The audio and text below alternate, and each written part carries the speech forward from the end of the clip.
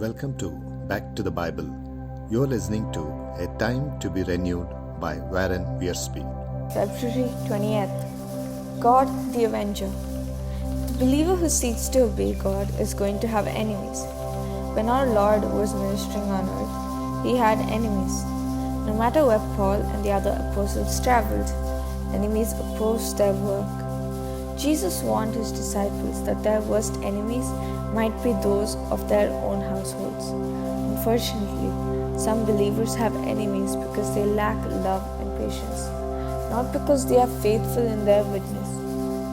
There is a difference between sharing in the offense of the cross and being an offensive Christian. The Christian must not play God and try to avenge himself. Returning evil for evil or good for good is the way most people live.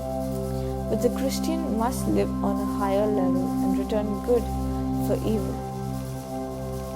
This requires love because our first inclination is to fight back. It also requires faith, believing that God can accomplish His will in our lives and in the lives of those who hurt us. Verse for today, Romans chapter 12, verses 12. Be joyful in hope, patient in affliction, faithful in prayer.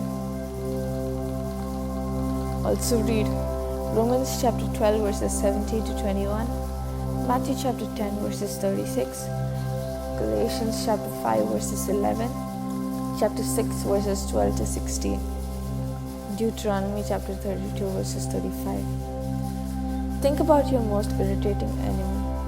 Do you want to love him or fight him?